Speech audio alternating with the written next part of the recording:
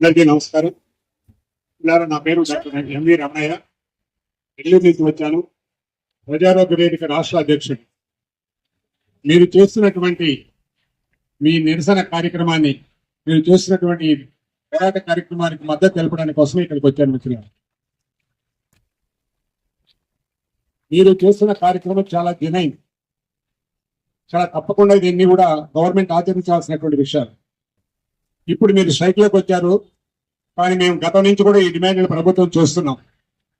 సరిపోయినటువంటి రక్షణ, మీరు చేస్తున్నటువంటి పాయింట్లు అన్నీ కూడా రక్షణ కానీ, జీతం కానీ, పని విధానం కానీ, పని కాలం కానీ, ఇవన్నీ కూడా చాలా జాగ్రత్తగా ఉండాల్సినటువంటి పరిస్థితుల్లో మన చేత గొడ్డు చాకరీ చేయించుకుంటూ మనకి ఇచ్చే డబ్బులు అనేక ఖర్చులు పెట్టి మనం అంతవరకు చదువుకొని వచ్చినటువంటి పరిస్థితుల్లో స్టైఫండ్ ఇవ్వడానికి కూడా గవర్నమెంట్కి మాత్రం డబ్బులు లేవని చెప్పడం అన్నటువంటిది చాలా దారుణం. రాష్ట్రంలో జరిగినటువంటి అనేక కార్యక్రమాలకి, అనవసర కార్యక్రమాల ప్రభుత్వం అనేక రకాలుగా ఖర్చు పెడుతుంది. ఎంత ఖర్చు అయినా పర్వాలేదు అని ప్రభుత్వం ముందుకు వస్తున్నటువంటి పరిస్థితుల్లో స్టైఫండ్ ఇవ్వడానికి మాత్రం డబ్బులు లేవండి. ఇది ఎంత ఘోరమైనటువంటి విషయం. కాబట్టి ఈ విషయాలు మీరు పోరాటం చేయడం అనేటువంటిది చాలా మంచిది. ఈ పోరాటాన్ని మీరు కొనసాగించండి. ఫలితం వచ్చేంత వరకు మన కార్యక్రమాన్ని చేయాలన్నటువంటిది నా అభిప్రాయం మిత్రులారా. దీంట్లో 3% పెంచుతాం, ఇవి సంవత్సరానికి ఇస్తాం, నిదానంగా ఇస్తాం, ఇవన్నీ కూడా చెప్పడానికి, మన స్ట్రైక్ని విరమింపు చేయడానికి చేసేటువంటి ప్రయత్నాలు ఇవన్నీ కూడా మనం నమ్మొద్దు. మనకు ఖచ్చితమైనటువంటి హామీలు ఇచ్చేంత వరకు మీది కార్యక్రమాన్ని కొనసాగించాలి. మీరు చేస్తున్నటువంటి కార్యక్రమాలకి అనేక సంస్థలు సపోర్ట్ చేస్తున్నాయి. ఇంకా చాలా సంస్థలు కూడా ముందుకొచ్చి మీకు సపోర్ట్ చేస్తే మీరు చేయాలి, ఈ కార్యక్రమాన్ని కొనసాగించాలి. ముందు మనం 10 మందిని కాపాడాలి అంటే ముందు మనం బతకాలి.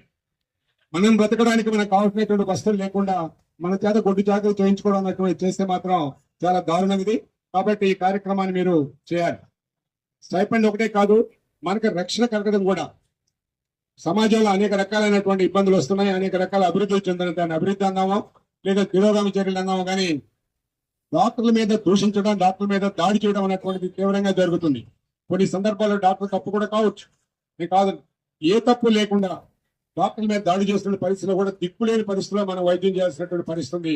ఆ పరిస్థితి రాకూడదు అన్నటువంటిది మీరు చేస్తున్న డిమాండ్ ఒకటి ఉంది. దాన్ని మేము పూర్తిగా సపోర్ట్ చేస్తున్నాం మిత్రులారా. కాబట్టి ఈ కార్యక్రమాన్ని మీరు చేయాలి. అయితే బాధాకరమైన విషయం ఏంటంటే, ఇంతమంది డాక్టర్లుగా మనం కార్యక్రమానికి దూరంగా వచ్చినప్పుడు సాధారణ ప్రజలు అల్లాడిపోతున్నారు.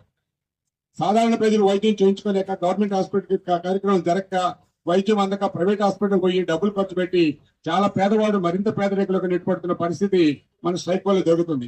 కానీ ఏం చేయాలి? ప్రభుత్వం బాధ్యతగా ఈ కార్యక్రమాన్ని తీసుకొని త్వరగా ఈ సమస్య పరిష్కరిస్తే ఆ సమస్య పరిష్కారం అవుతుంది. అంటే కాదు, వాళ్ళు ఇబ్బంది పడుతున్నారు కాబట్టి మీరు వెనక్కి రండి అన్నటువంటి చెప్పడంలో ధర్మం లేదు. వాళ్ళు బాధపడుతున్నటువంటి మాట వాస్తవమే, కానీ మనం కావాలని వాళ్ళని ఇబ్బంది పెట్టడం లేదు. మనకు వేరే గత్యంతరం లేక ఈ ధర్నా కార్యక్రమానికి, ఈ నిరసన కార్యక్రమానికి మనం ముందొచ్చాం. కాబట్టి మీరు ధైర్యంగా ఉండండి, ఈ కార్యక్రమాన్ని కొనసాగించండి. పేద ప్రజలు కొంత ఇబ్బంది పడుతున్న వాస్తవమైనప్పటికీ వీలైనంత త్వరగా ప్రభుత్వం ఈ కార్యక్రమాన్ని దృష్టిలో పెట్టుకొని ఈ పరిష్కారం చేయాలన్నటువంటిది డిమాండ్ ప్రజల నుంచి వస్తుంది, పార్టీల నుంచి వస్తుంది, ప్రజా సంఘాల నుంచి వస్తుంది. కాబట్టి మీరు ముందుంటే మీ వెనక అనేక సంఘాలు ఉన్నాయి రెడీగా అని చెప్పడానికి మాత్రం నేను సంతోషిస్తున్నా. అనేక మంది సంస్థలు ఈ రోజు ముందుకు వస్తాయి. కాబట్టి ధైర్యంగా ఉండండి, ఈ కార్యక్రమాన్ని ముందుకు తీసుకెళ్ళండి. మీరు ఎదుర్కోవడం అనేటువంటిది చాలా మంచి కార్యక్రమం చేస్తున్నారని చెప్పి మీ అందరికీ తెలియజేస్తున్నాను మిత్రులారా. Thank you, sir. Thank you so much.